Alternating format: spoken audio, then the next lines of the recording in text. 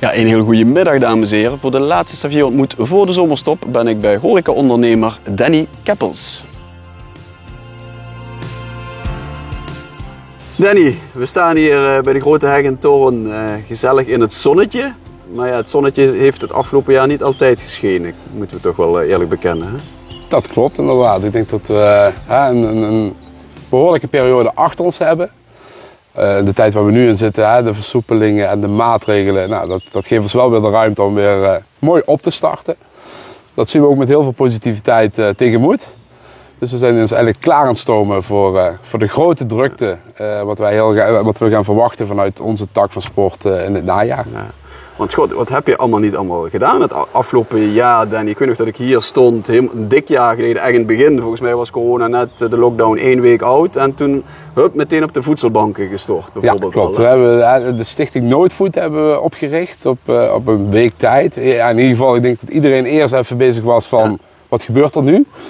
Maar we dachten wel van, we moeten iets doen richting de medemens op dat moment. Ik denk dat we toen nog in een periode zaten dat we dachten 2-3 maanden. En de heer Rutte gaf nog aan van 2 weken geen handen schudden. Dat was de eerste persconferentie. Maar dat werd vrijwel snel duidelijk. Dan ga je denk ik eerst even goed kijken naar je eigen organisatie. Want je komt natuurlijk in even een heel andere wereld terecht. Dus vanuit het team en de samenstelling, protocollen bedenken. Hoe gaan we met de situatie om? Ook met de opdrachtgevers. Nou, we hebben de particuliere kant en dat waren heel wat bruidsparen wat eigenlijk zouden trouwen in 2020. En anderzijds de zakelijke markt. Er zitten natuurlijk 2 verschillen qua emoties. Ja, toen we dat hadden afgerond, werkte ik wel in mezelf. We willen toch die creativiteit kwijt. Toch een beetje die positieve gedachten proberen te behouden.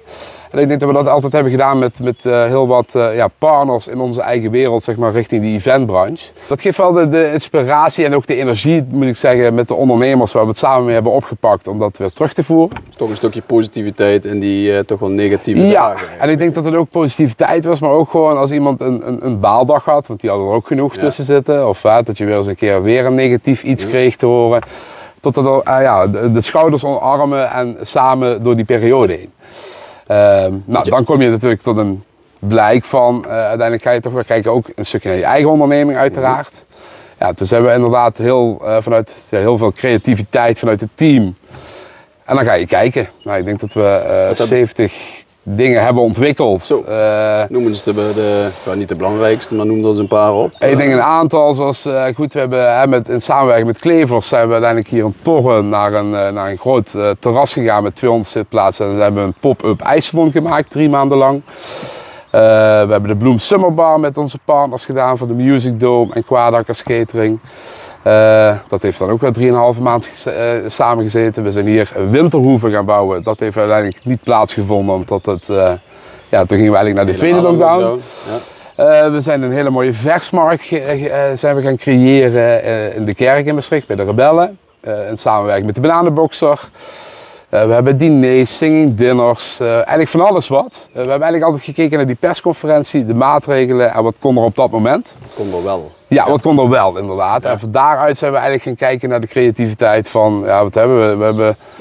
We dachten, we doen de 6-kamp, maar dan een 2.0 versie. En toen mochten 10 kinderen met een leraar mochten iets. Nou, dat hebben we ingebracht. We hebben naar glow campings gekeken. Ik weet het allemaal niet meer, maar... En hoe hou je dan toch bij idee nummer 70 en dan weer idee nummer 71 om je daar toch weer voor op te laden? Dat lijkt me, op een gegeven moment moet ook die energiebron op zijn, niet? Ja, ik denk alleen dat we vanuit, wat jij terecht zegt, vanuit positiviteit proberen we toch alles te benaderen.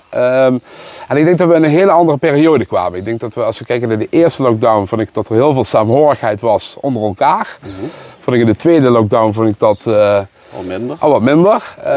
Maar ik vind wel dat uiteindelijk moet het draaien. En is het dan draaien in verband met €1 verdienen? Of is het draaien om ook zichtbaar te blijven? Kijk, we weten allemaal dat we nu in een periode komen dat het afgelopen is. En laten we dat zo houden. Ja. Of in ieder geval richting de maatregelen. Maar hoe ga je daar dan mee om? En ik vond het heel belangrijk om ook met die opdrachtgevers waar wij de afgelopen 6,5 jaar met de EMG-groep hebben opgebouwd. Om die ook te blijven ontarmen. Ja. In oktober vond ik hem even heel lastig, want dan ga je naar een tweede lockdown en die denk ik, dat hadden we in ieder geval niet gehoopt, maar uiteindelijk zagen we hem wel weer aankomen. En toen zijn we ook weer iets heel anders gaan doen. Toen zijn we met een Dutch Cookie Factory gaan experimenteren. We hebben gezegd als team, we maken een heel nieuw bedrijf. Met grote koeken. We dachten, we gaan naar die feestdagen toe. Laten we dat kijken tot we een leuk item hebben. Wat iedereen cadeau kan doen voor onder de €5. Ja, dan wordt dat ook weer een leuk succes eigenlijk met z'n allen. En daar zag je dat de inspiratie, de energie en ook bij de medewerkers, dat wel langzaam terugkwam.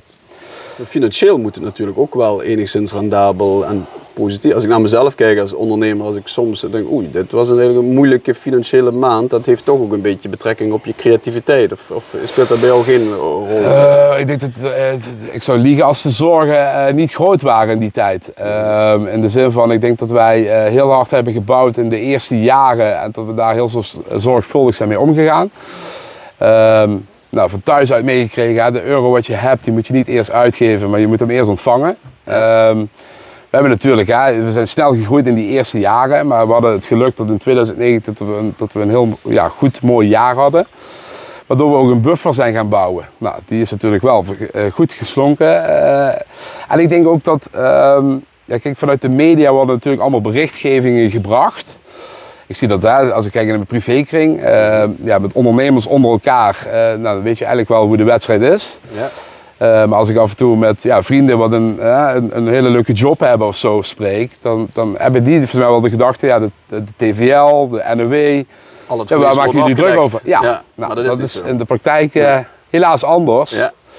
Maar goed, dat is wat je terecht zegt ook van, dat is verleden tijd. Ik denk dat we nu met z'n allen de schouders eronder. En welke positieve elementen neem je mee uit die periode? Nu dat, zoals je zegt, laten hopen dat het afgelopen is of aflopende is. Welke positieve elementen hou je over en neem je nu mee? Ja, ik denk dat wat zijn een half jaar voor corona hadden wij een interview. Toen heb ik voor mij wel eens geroepen, ik denk dat als ik naar mezelf kijk, maar ik heb dat ook wel vaker van andere ondernemers gehoord van, als ik eens even gewoon op een resetknop kon drukken of een stopknop. En dan 2 maanden eens even naar je firma kijken en dan weer activeren. Dat heb je nu kunnen doen. Dat hebben we nu kunnen doen, heel goed. Wat je ziet is dat ik denk dat wat we heel positief hebben meegenomen is ook gewoon dat stukje relativeren. Gekeken naar de medewerkers, gekeken in de sneltrein waar we zaten. Dat werd een stoptrein. Nou, hoe gaan we die stoptrein nu weer activeren totdat het wel geforceerd gaat, zeg maar. En ik denk dat wel, voor mijzelf, als ik naar mezelf kijk als persoon zijn, heeft me heel veel rust gebracht. Hoe raar dat misschien ook klinkt met de spanningen wat je wel meedraagt. Maar ik denk hele bewuste keuzes wat we gaan maken. Oké. En de komende maanden, want plots lijkt het wel alsof ook voor het kabinet corona opeens weg is. Want waar toch iedereen had gedacht, de geleidelijke afbouw is het bij wijze van spreken bijna alles kan weer, los van de 1,5 meter. Maar hoe zie jij de zomer en de komende maanden? Hoe gaan jullie het oppakken? Ik vond wat je terecht zegt, en nogmaals, we klagen niet. Maar dat was inderdaad, denk ik, dat voor velen heel snel ging, waar we nu in zitten. Mm.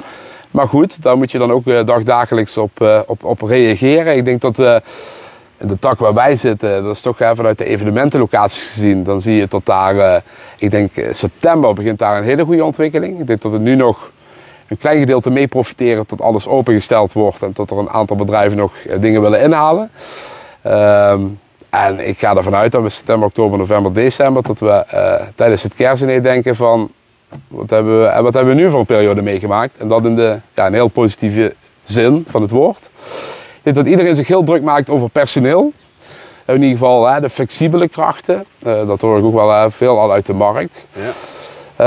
Heb je de oplossing daarvoor? De oplossing niet. Ik denk alleen dat ik denk dat het ook goed is waar we in terecht zijn gekomen. Ik denk dat, hoe ga je met mensen om? Ik denk dat de verbintenis is, dat de sleutel van, ik hoor ook heel veel bedrijven die hebben het wel goed op orde, hebben toch hun mensen weten te behouden. Als ik kijk bij ons in de kern hebben we ook alle mensen weten te behouden.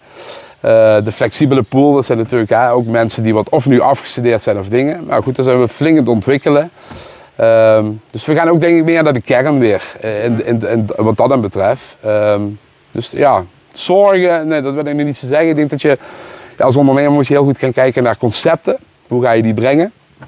En ik denk dat de stap naar een partner, waardoor je die druk misschien ook naar onderen kunt brengen. Dus zoals je weet doen wij alles met externe cateraars, waardoor we die druk ook wat minder hebben. Ja. Ik denk dat je heel veel kunt vormen.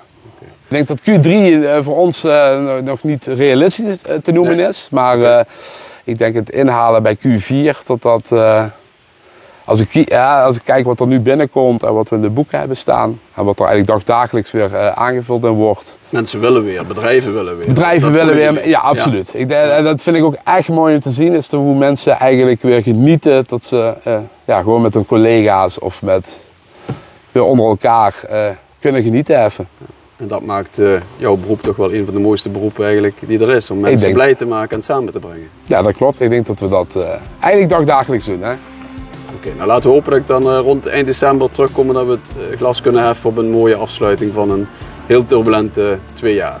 Ik krijg het flesje al klaar. Dankjewel. Dank je.